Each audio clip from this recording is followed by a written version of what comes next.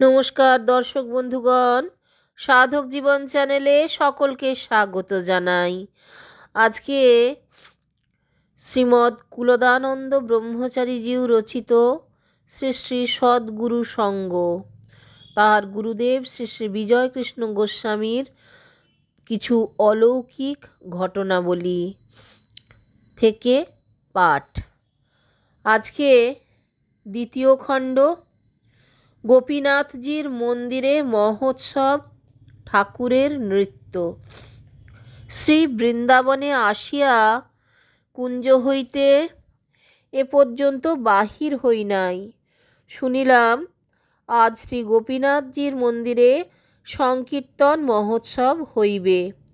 শ্রী বৃন্দাবনের সমস্ত বৈষ্ণব সমাজ সেই উৎসবে সম্মিলিত হইবেন। একটু বেলা হইলে গুরুদেবের সঙ্গে আমরা মন্দিরের দিকে চলিলাম। রাস্তায় একটি বৃহৎ সংকীর্তন আসিতেছে দেখিলাম। গোসাই সংকীর্তন উদ্দেশ্যে সাষ্টাঙ্গ প্রণাম করিয়া বিস্তৃত পথের মধ্যস্থলে দাঁড়াইলেন। করজোড়ে সতৃষ্ণ নয়নে কীর্তনের দিকে চাহিয়া রহিলেন। গোসাইয়ের আপাদ মস্তক থরথর কাঁপিতে লাগিল।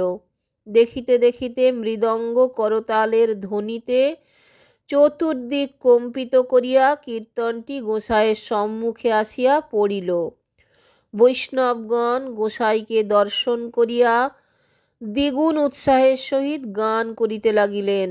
তাহারা গোসাইকে পরিক্রমণপূর্বক মহা উল্লাসের সহিত মত্ত হইয়া নৃত্য করিতে আরম্ভ করিলেন। গোসাই তখন সম্মুখের দিকে হস্তোত্তোলনপূর্বক উচ্চৈঃস্বরে জয় শচীনন্দন জয় শচীনন্দন বলিতে বলিতে পড়িয়া গেলেন। চতুর্দিকে সংকীর্তনের বহু সংখ্যক পৃথক দল মহা উৎসাহে মিলিত হইয়া গোসাইকে বেষ্টনপূর্বক উচ্চৈঃস্বরে গান করিতে লাগিলেন। গোসাই ব্রজের রজে পুনঃ পুনঃ গড়াইয়া ধূলি ধূসরিত অঙ্গে এই সময় সহসা উঠিয়া দাঁড়াইলেন।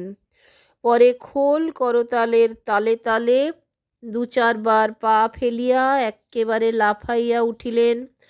জয় হে বলিয়া দক্ষিণ হস্ত ঊর্ধ্বে উৎক্ষেপণপূর্বক উদ্দণ্ড নৃত্য আরম্ভ করিলেন। দেখিতে দেখিতে তিনি মল্লবেশে নৃত্য করিয়া সেই জনসংকুল বিস্তৃত রাজপথে বিদ্যুতের মতো ছোটাছুটি করিতে লাগিলেন। জানি না কি প্রকারে বহু জনতার ভেতরে অপ্রতিহত গতিতে গোসাইয়ের সেই প্রকাণ্ড দেহটি বায়ুভরে যেন উড়িতে লাগিল। দক্ষিণে বামে সম্মুখে পশ্চাতে যখন যেদিকে গোসাই ছুটিলেন, ভাবোচ্ছ্বাসের প্রবল তুফান উঠিয়া সে সকল দিকে মহা হুলস্থুল পড়িয়া গেল। গোসাইয়ের ঘন ঘন হুঙ্কার ও মুহুর্মুহু হরিধ্বনি শুনিয়া সকলে যেন দিশাহারা হইয়া গেলেন। স্থানে স্থানে বৈষ্ণবগণ ভাবাবেশে বেহুশ হইয়া পড়িলেন।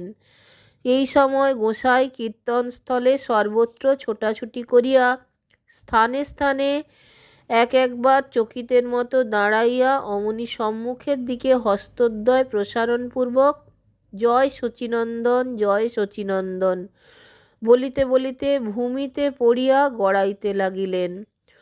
ব্রজের রজ সর্বাঙ্গে মাখিয়া তখনই আবার লাফাইয়া উঠিলেন এবং অধিকতর উদ্যমের সহিত হরিধ্বনি করিয়া নৃত্য করিতে আরম্ভ করিলেন। ভাবন্মত্র শ্রীধর উচ্চ উচ্চ লম্ফ প্রদান করিতে করিতে বহির্বাস কম্বল উড়াইয়া গোসাইয়ের অগ্রে অগ্রে চলিলেন। উহার হুঙ্কার গর্জন ও অদ্ভুত আস্ফালনে বৈষ্ণব বাবাজিরাও মাতিয়া উঠিলেন। তাহাদের বিচিত্র ভাবের বেগ সহ্য করিতে না পারিয়া আমি পশ্চাৎ দিকে সরিয়া পড়িলাম।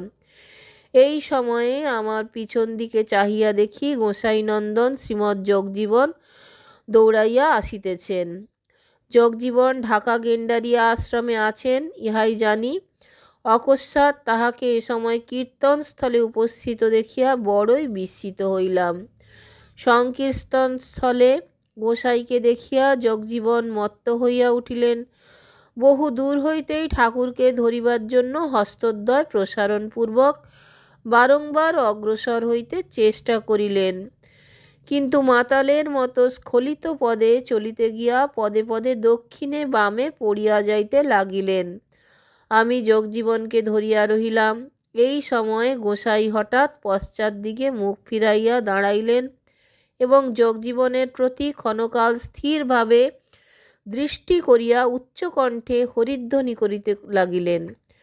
যোগজীবন ঢুলুঢুলু নেত্রে গোসাইয়ের দিকে মুহূর্তমাত্র তাকাইয়াই সংজ্ঞাশূন্য হইয়া পড়িলেন। গোসাই সংকীর্তনের সঙ্গে সঙ্গে গোপীনাথের মন্দিরে প্রবেশ করিলেন। ভাববিহ্বল যোগজীবনকে লইয়া একটু পরে আমিও তথায় উপস্থিত হইলাম। মন্দিরাঙ্গনে যাইয়া শ্রী শ্রী গোপীনাথজিকে সাষ্টাঙ্গ প্রণাম করিয়াই গোসাই সমাধিস্থ হইয়া পড়িলেন। বেলা 3টা পর্যন্ত গোসাইয়ের বাহ্যস্ফূর্তি হইল না। সমাধিভঙ্গের পর গোসাইকে লইয়া আমরা সকলে কুঞ্জে ফিরিয়া আসিলাম। মা ঠাকুরানীর শ্রীবৃন্দাবনে আগমন, দাউজির মন্দির। শ্রীমৎ জগজীবন গোস্বামী তাহার ছোট ভগিনী কুতুবুড়ি শ্রীমতী প্রেমসখী ও জননী শ্রীযুক্তেশ্বরী যোগমায়া দেবীকে লইয়া অদ্যশ্রী বৃন্দাবনে আসিয়াছেন। কুঞ্জে প্রবেশ করিয়াই উহাদিগকে দেখিলাম। মা ঠাকুরানীকে পাইয়া আমরা সকলেই খুব আনন্দিত হইলাম। মাও আমাদের সকলকে খুব আদর করিলেন। গোসাই কিন্তু মা ঠাকুরানীর সঙ্গে তেমনভাবে কোনো কথাবার্তা বলিলেন না। সাধারণভাবে 2-4 কথায় গেন্ডারিয়ার অবস্থা জিজ্ঞাসা করিয়া নিজ আসনে চুপ করিয়া বসিয়া রহিলেন।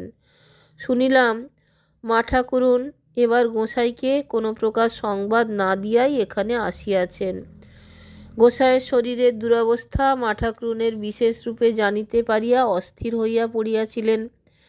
তাহার অনুপস্থিতিতে গেন্ডারিয়া আশ্রমে অনেক অসুবিধা ঘটিবে বুঝিয়াও সেদিকে ভ্রূক্ষেপ না করিয়া তিনি চলিয়া আসিয়াছেন। মা ঠাকুরুন গোসাইয়ের দেহের দিকে নির্নিমেষ নেত্রে চাহিয়া অনেকক্ষণ অবাক হইয়া রহিলেন। এই সংকীর্ণ ক্ষুদ্র বাড়িতে আমাদের থাকবার ব্যবস্থা গোসাই নিজেই করিয়া দিলেন। নিচে আমাদের থাকিবার স্থান নাই। বাড়িটি খুব ছোট। সমস্ত বাড়িতে আন্দাজ 5-6 কাঠা জমি। এই বাড়ির পূর্ব দিকে সদর দরজা। ওই দরজা দিয়ে প্রবেশ করলে সম্মুখে 10-12 হাত অন্তর পূর্বদ্বারী দাউজি ঠাকুরের মন্দির। সম্মুখে একটি বারান্দা আছে। মন্দির সংলগ্ন দক্ষিণ পার্শ্বে নিম্নতলে মাত্র 2খানি ঘর। একখানি ঘর অপেক্ষাকৃত একটু বড়, তাতেই ভোগ রন্ধন ও প্রসাদ পাওয়া যায়। পশ্চাৎ দিকে ছোট ঘরে একটি ব্রহ্মচারী থাকেন। ব্রহ্মচারীর ঘরের পাশ দিয়াই ওপরে উঠিবার সিঁড়ি। ওই সিঁড়িটি ওপরের লম্বা বারান্দার পশ্চিম দিকে উঠিয়াছে। বারান্দার সংলগ্ন দক্ষিণ দিকে পাশাপাশি 3খানি ঘর। সিঁড়িতে উঠিয়া প্রণাম। প্রথম ঘরখানিতে গোসাইয়ের আসন। কোনো জানালা না থাকায় এই ঘর দিনের বেলায়ও প্রায় অন্ধকার থাকে। এই ঘরের দরজার ঠিক পূর্বধারে উক্ত বারান্দাতেই গোসাইয়ের আসন সারাদিন পাতা থাকে। উত্তরমুখী হইয়া গোসাই উদয়স্ত এই আসনেই স্থিরভাবে বসিয়া থাকেন। বাড়ির উত্তরাংশে যৎকিঞ্চিৎ খোলা জমি পড়িয়া থাকায় বারান্দা হইতে দৃষ্টির কোনো প্রকার ব্যাঘাত ঘটে না। গোসাইয়ের আসন ঘরের পূর্ব দিকে অর্থাৎ মধ্যের ঘরখানায় আমাদের থাকার ব্যবস্থা হইল। সর্বশেষের পূর্ব দিকের ঘরে কুতুবুড়ি ও জগজীবনকে লইয়া মা ঠাকুরানী থাকিবেন। আমাদের ঘরেও তেমন আলো প্রবেশ করে না। এজন্য দিনের বেলায় মা ঠাকুরানীর ঘরে আমরা ইচ্ছামতো থাকিতে পারিব। মা ঠাকুরানীর ঘরের পূর্ব দিকে একটি বড় জানালা থাকায় ঘরখানা বেশ পরিষ্কার। এই ঘর গোসাইয়ের আসন হইতে কিঞ্চিৎ তফাৎ বলিয়া আমাদের কথাবার্তা বলিবারও বেশ সুবিধা হইয়াছে। ঠাকুরের কৃপাদৃষ্টিতে উৎকট রোগের শান্তি। শ্রী বৃন্দাবনে আসিয়া আমার পিত্তশূল রোগের কিছুটা উপশম বুঝিতেছি না। রাত্রে নিদ্রা না হওয়া পর্যন্ত এই বিষম যন্ত্রণাদায়ক শূলের বিরাম নাই। বিকালবেলায় গোসাইয়ের কাছে একটু বসিতে পারি না, বিছানায় পড়িয়া থাকিতে হয়। সেদিন বৃন্দাবনে আসিয়াছি, সেই দিন হইতে এ বেদনার যন্ত্রণা আরও যেন বৃদ্ধি পাইতেছে। গোসাই আমার শরীর অতিশয় দুর্বল দেখিয়া নিজের খাওয়ার সামান্য পরিমাণ দুধটুকুরও অর্ধেকটা প্রতিদিন আমাকে দিতেছেন। আমি জিজ্ঞাসা করিলাম, আপনার খাওয়ার সামান্য পরিমাণ দুধের অর্ধেকটা আবার আমাকে দেন কেন? আমার দুধের কোনো দরকার নেই। গোসাই বলিলেন, ছেলেবেলা থেকে তোমার দুধ খাওয়া অভ্যাস, এখন না খেলে অসুখ হতে পারে। আমি খাইতে না চাহিলেও গোসাই জেদ করিয়া প্রত্যহ আমাকে দুধ দিতেছেন। প্রত্যুষে যমুনায় স্নান করিয়া আসিয়া গোসাইয়ের পাশে বসিয়া নাম করিতে লাগিলাম। একটু বেলা হইতেই আমার বেদনা অতিশয় বৃদ্ধি পাইয়া উঠিল। যন্ত্রণায় আমি অস্থির হইয়া পড়িলাম, পাছে গোসাই জানিতে পারেন এই ভয়ে বেশিক্ষণ দম ধরিয়া একবার ধীরে ধীরে দীর্ঘ নিঃশ্বাস ফেলিতে লাগিলাম। গোসাই সমাধিস্থ ছিলেন। এই সময় অকস্মাৎ তিনি 2-3 বার গা ঝাড়া দিয়া যেন চমকিয়া উঠিলেন। পরে সস্নেহে আমার দিকে চাহিয়া ছলছল চক্ষে বলিলেন, উহ, তুমি এত ক্লেশ পাচ্ছ, আচ্ছা তোমায় আর ভুগতে হবে না। এইমাত্র বলিয়া তিনি 2-3 বার আমার দিকে তাকাইয়া আবার চোখ বুজিলেন। গোসাইয়ের মুখটি এ সময় লাল হইয়া ফুলিয়া উঠিল। তিনি আবার সমাধিস্থ হইলেন। আমার বেদনার কথা এখানে কেহ জানেন না। গোসাই ইহা কি প্রকারে জানিলেন এবং আর ভুগিতে হইবে না, এ কথাই বা বলিলেন কেন? এই সব ভাবিতে ভাবিতে আমি নিচে চলিয়া গেলাম।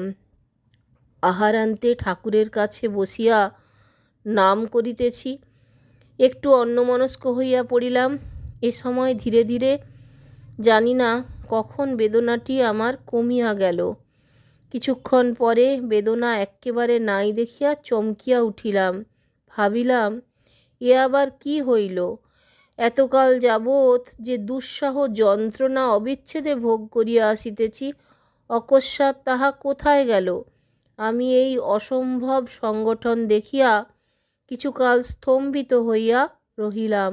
মনে হইল বুঝি এ আমার গুরুদেবের কৃপা। যাহা হোক, যথার্থই বেদনা সারিয়া গেল কিনা পরিষ্কার বুঝিবার জন্য রাত্রিতে অতিরিক্ত মাত্রায় রুটি ও অড়হরের ডাল এবং প্রচুর পরিমাণে লঙ্কা ও টক খাইলাম। কিন্তু সমস্ত রাত্রি আমার আরামে নিদ্রা হইল। বেদনার লেশও অনুভব করিলাম না।